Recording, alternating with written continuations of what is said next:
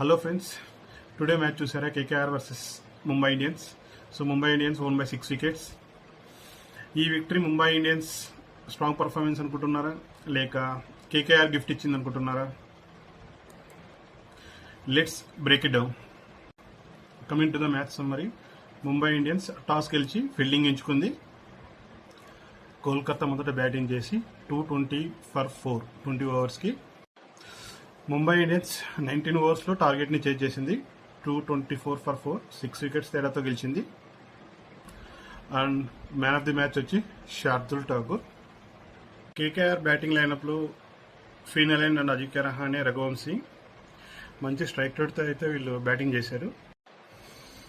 బ్యాటింగ్లో 220 వరకు వచ్చారు. బట్ నా ప్రిడిక్షన్ వచ్చి 260 వరకు కొట్టింటే ఛాన్సెస్ ఏమైనా ఉండు అనిపించింది. కేకేఆర్ బౌలింగ్ అండ్ ఫీల్డింగ్ చూశాక 300 కొట్టినా కూడా ఈజీగా వీళ్ళు చేస్తారనే నమ్మకం అయితే కలిగింది. సో అలా చేశారు ముంబై ఇండియన్స్ బ్యాటింగ్.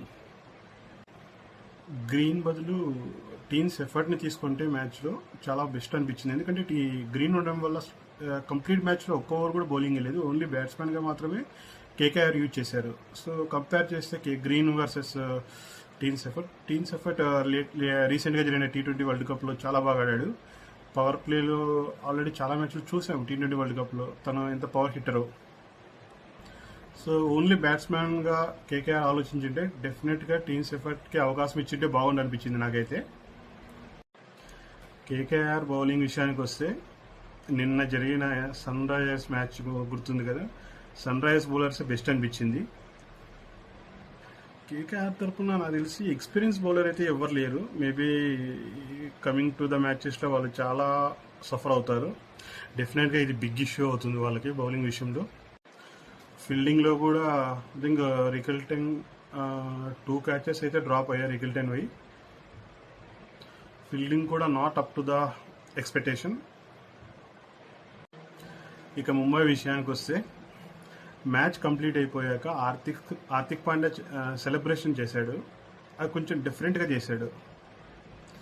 దానికి రీజన్ వచ్చి ముంబై ఇండియన్స్ 2013 నుండి 2024 వరకు 25 అనుకుంటా 2025 వరకు ఫస్ట్ మ్యాచ్ ఎప్పుడు గెలవలేదు. సో ఫైనల్గా హార్దిక్ క్యాప్టెన్సీలో ఆ హిస్టరీని బ్రేక్ చేశాడు. ముంబై బ్యాటింగ్ విషయానికి వస్తే Ryan Rickelton and Rohit Sharma batting చూశాక నా పర్సనల్ ఒపీనియన్ వచ్చి 2026 IPL సీజన్లో హైయెస్ట్ రన్స్ కొడతాడనిపిస్తుంది నాకైతే. ఈ మ్యాచ్లోనే 6 6లు 6 4లు కొట్టాడు. 67 అనుకుంటా. సో ఇండియన్ 600 సిక్సెస్ అయితే తను మైల్ స్టోన్ రీచ్ అయ్యాడు. రోహిత్ శర్మ 23 బాల్స్కి 50 కొట్టాడు. ఆల్మోస్ట్ 19th సీజన్ ఇది. 2015 ఈడెన్ గార్డెన్ చెన్నైతో జరిగిన ఫైనల్లో 25 బాల్స్కి అయితే 50 కొట్టాడు. అది తన ఫాస్టెస్ట్ 50. బట్ ఈ మ్యాచ్లో 23 బాల్స్కే ఫాస్టెస్ట్ 50ని క్రియేట్ చేశాడు. డెఫినెట్గా అయితే నా ఒపీనియన్ వచ్చి రోహిత్ శర్మ 2026 IPLలో టాప్ హైయెస్ట్ బ్యాట్స్మెన్, హైయెస్ట్ స్కోర్గా ఉంటాడు అనుకుంటున్నాం.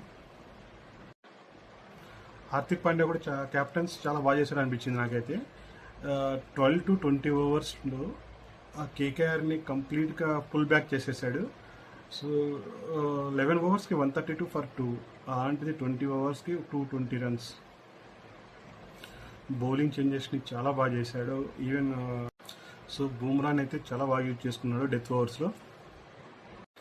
శార్దుల్ ఠాకూర్ కూడా బౌలింగ్ అయితే చాలా బాగా చేశాడు. ఐ థింక్ 3 వికెట్స్ అయితే తీసుకున్నాడు. తనే అనుకుంటా man of the match. Why KKR loss this match అంటే డెఫినెట్గా బౌలింగ్ మిస్టేక్స్ అనుకుంటున్నా. Wrong lengths and poor death overs and ఫీల్డింగ్లో కూడా చాలా ల్యాప్స్ చేశారు. Rickelton catches I think 2 catches అయితే డ్రాప్ చేశారు. కేకేఆర్ ఫ్యాన్స్కి అయితే కంప్లీట్గా డిసప్పాయింట్ అయ్యారు ఈ మ్యాచ్ చూసి. డెఫినెట్గా ఇది ముంబై విక్టరీనా లేక కేకేఆర్ గిఫ్టా అనే డౌట్ అయితే కంపల్సరీ వచ్చి ఉంటుంది ఈ మ్యాచ్ చూశాక. కమింగ్ మ్యాచెస్కి డెఫినెట్గా ఈ ఇష్యూని రెక్టిఫై చేసుకుంటుందని అనుకుంటున్నాను. సో ఫైనల్గా ఫ్రెండ్స్, ముంబై ఇండియన్స్ విక్టరీ స్ట్రాంగ్గా లేక కేకేఆర్ గిఫ్ట్ ఇచ్చిందా? మీ ఒపీనియన్ని కామెంట్లో చెప్పండి. లైక్, షేర్ అండ్ సబ్స్క్రైబ్ చేయండి. సో ఫైనల్గా కంగ్రాచులేషన్ ముంబై ఇండియన్స్.